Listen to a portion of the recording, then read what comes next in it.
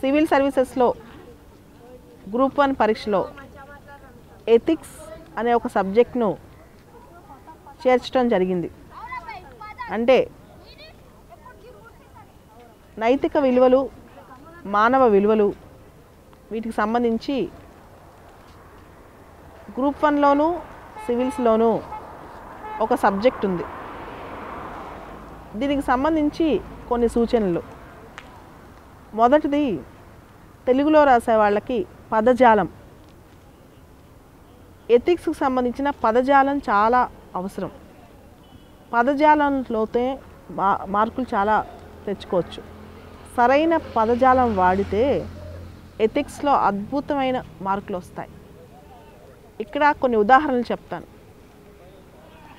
ఉదాహరణకి ప్రోబిటీ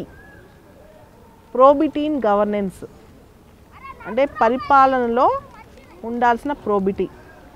ఈ ప్రోబిటీ అనే మాటకి తెలుగు పదం రుజువర్తనము. అదేవిధంగా 3 పదాలు ఉన్నాయి ఇంగ్లీష్లో: ఎపతి, ఎంపతి అండ్ సింపతి. ఎంపతి అంటే ఇతరుల పట్ల సహానుభూతి కలిగి ఉండటం. అంటే వారి కష్టాలను అర్థం చేసుకుని వాళ్ళ కష్టాలకి ఒక సొల్యూషన్ తీసుకురావడం అన్నమాట. దాన్నే సహానుభూతి అంటారు. ఇంగ్లీష్లో ఎంపతి, తెలుగులో సహానుభూతి.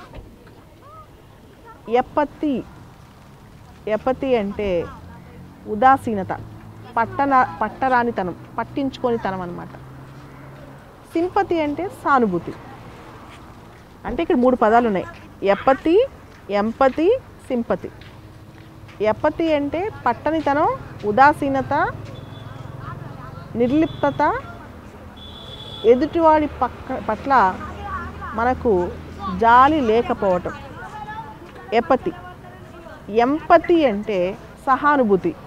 అంటే వాళ్ళ యొక్క సమస్యల పట్ల అర్థం చేసుకుని ప్రాక్టికల్గా వాటికి సొల్యూషన్స్ ఇవ్వగలగటం, వాటికి కొంత వాళ్ళకి మనం సహాయం చేయగలగటం ఎంపతి.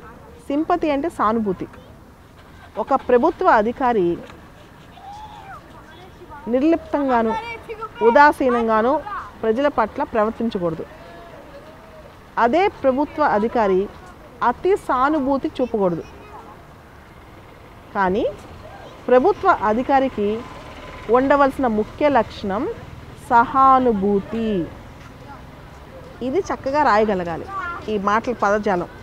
దీనిలో ఎథిక్స్లో ఎక్కువ మార్కులు రావాలంటే ఉదాహరణలు ఎక్కువగా రాయాలి. ఆ ఉదాహరణలు గొప్పగా ఉండక్కర్లేదు, నార్మల్గా ఉంటే చాలు. రోజువారీ ఒక ప్రభుత్వ అధికారికి దైనందిక జీవితంలో ఎదురయ్యే అంశాలే ఉదాహరణలు అన్నమాట.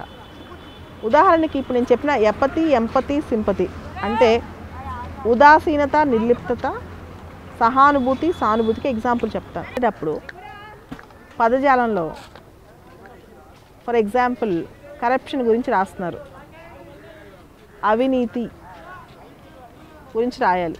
తెలుగులో అవినీతి అని రాయాలి. లేదా బ్యాడ్ బిహేవియర్, దుష్ప్రవర్తన.